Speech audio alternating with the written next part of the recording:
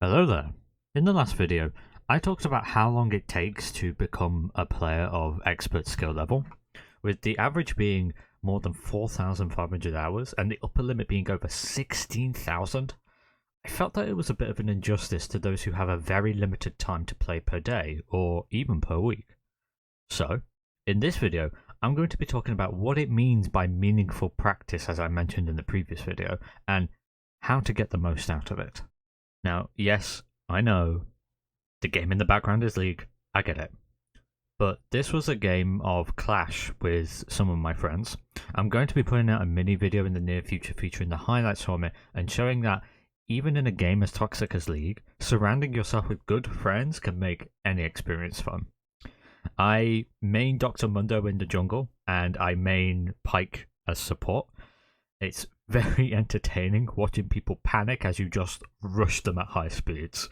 Now, remember, I'm not a pro in games or in medicine. Make your own opinions on this. Let's get on with the video, shall we?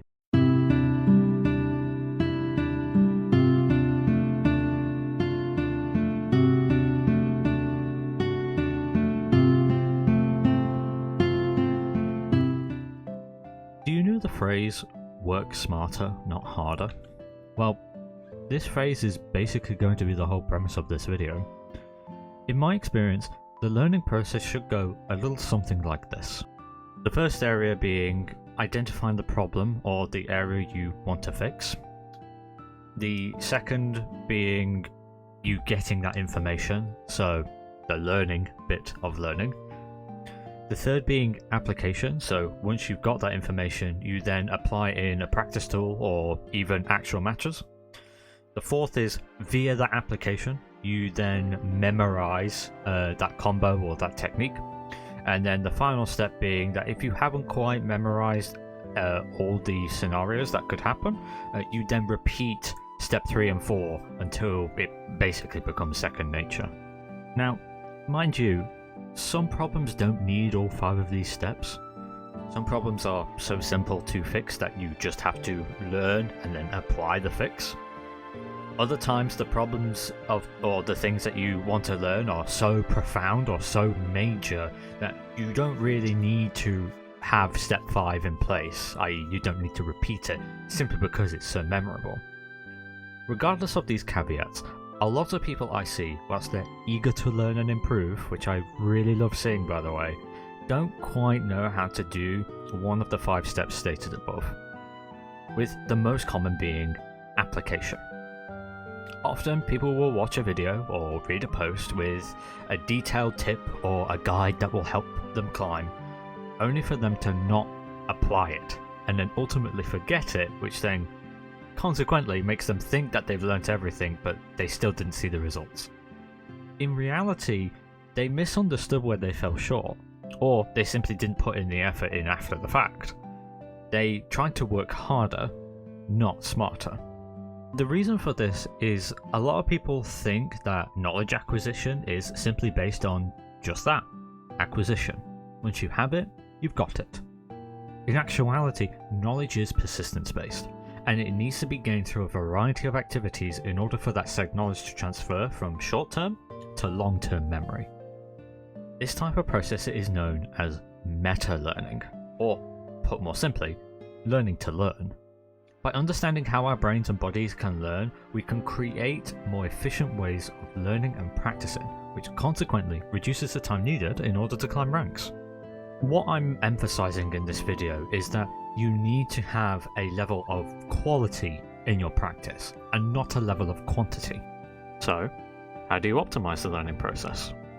Before I go into this, I would like to say that you need to figure out which approach is best for you.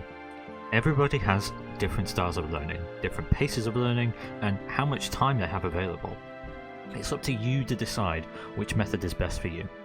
I cannot cover every method in this video, so it's worth having a look out there to see if there are ways that you can improve more efficiently. The feedback loop. Some skills, like farming and accuracy and other stat-driven areas, can quickly be improved upon by creating a feedback loop for yourself. This can be done by simply setting up a spreadsheet, going into a practice tool or a program, and recording some data over a set period of time. Once you've got that data, at that point you can then adjust your habits and future approaches to further improve. That said, a quantitative method such as this might not suffice on its own. The data you're gathering in these practice tools are in a controlled environment, whereas actual matches are anything but. So you need to keep in mind that at some point you will have to translate that practice into application. And part of that is down to keeping your cool in such games, which I'll cover in another video. Remember, whilst improving your accuracy and economy is good, it isn't the whole picture that is your end goal to improve your win rate and improve your rank. This is where qualitative feedback comes in. One of the tips I mentioned in the very first video I did on this series mentions that you should get a friend, ideally who's higher ranked than you, or a coach to review some of your VODs and replays to see where you're going wrong and what you can do to fix it. This also ties in with the feedback loop. Practice, get qualitative data, adjust, improve. It's just a method of getting data that's different compared to the stat-driven area. Let's move on to deliberate practice. Now, you're probably thinking, isn't any practice deliberate practice? I consciously chose to practice, therefore I'm deliberately practicing, no? It's not as simple as that. Deliberate practice is where you break down an overarching skill into a set of sub-skills, and then focus on those specific areas that make up the skill as a whole. And this is best used when either picking up a new skill or concept, or patching a specific mistake, or mastering the skill entirely.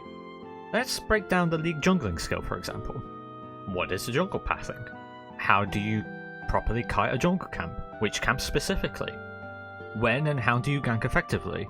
How do you gauge lane priority? How can you create it? When do you turn up to objectives? How do you time that with your jungle clearing? How do you invade the enemy jungle? How do you deal with enemy invaders? The list goes on and on. In deliberate practice, you pick one of those areas and you keep improving it until there are no more mistakes, or it becomes second nature to you. Not to anyone's surprise, this method is difficult, and it does take time. Even the top end players find it difficult to keep up deliberate practice for extended periods of time, around a maximum of 5 hours. Remember, it does pay off if you give it enough time. As Erickson writes in his research on deliberate practice, the effects of mere experience of performing a skill differ greatly from those of deliberate practice, where individuals concentrate on actively trying to go beyond their current abilities.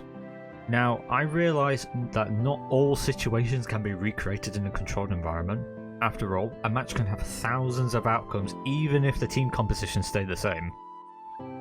Whilst you cannot control every variable, you can be in control of your own decisions and your own skills. Sometimes, in matches, yes, the enemy is just better. After all, in every match there has to be a winner and a loser. Remember, as long as you keep improving yourself, you will start to see the returns in the long run. And finally, let's have a talk about visualization. So, what if you're so time constrained that you're not able to implement the two methods I mentioned earlier? That even taking 10 or 20 minutes out of your time will mean that a good chunk of your time is gone. Well, this method might be better for you. Not saying that this isn't good for everyone else, mind you.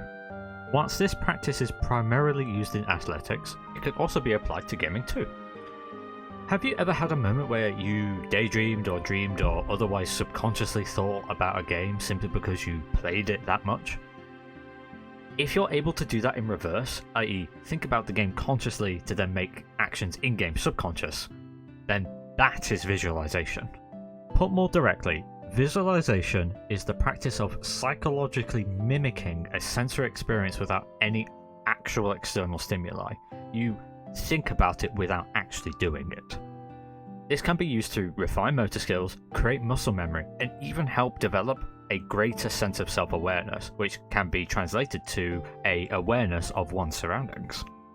The main way this works is that by producing imagery in your mind, you essentially create a blueprint of movement patterns in the central nervous system, which then can be recreated when the need arises, essentially establishing a memory of that action. There are 5 areas to this. You may use one, or you may use all 5. Again, it's up to you to decide what's effective here. The first one is simply a relaxed body and mind. By allowing all the stress and tension to leave the body before going into a game, it can do wonders on your performance. The second is a third-person view. You picture yourself doing it from an outsider's perspective. What action do your fingers do when you're trying to effectively shoot someone, or do a skill shot, or do something with your mobility? What is happening on your screen? The third is a first-person view. You convince your mind that it's you taking those actions. Do you see yourself doing it in your own body? What are you looking at? What are you perceiving in that imagery? The fourth is intensity. What emotions are running through you? What conscious decisions are you making, and when? And the final one is a successful outcome. You picture yourself being successful, not at the end result, but from the action that you're doing. You picture yourself landing that shot, doing that combo correctly, farming efficiently. You don't necessarily picture yourself just winning the game. That wouldn't make sense. You just picture yourself successfully doing that specific action.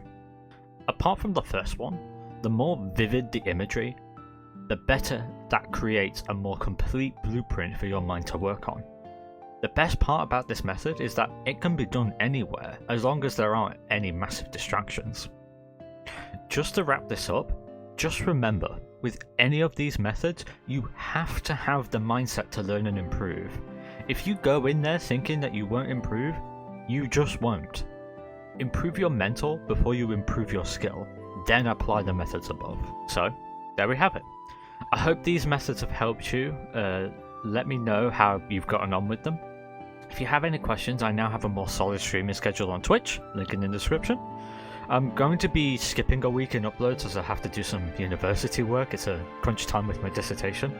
But the following week, we'll be covering how to commit that practice into long-term memory. Otherwise, take care of yourself, and I hope to see you again soon.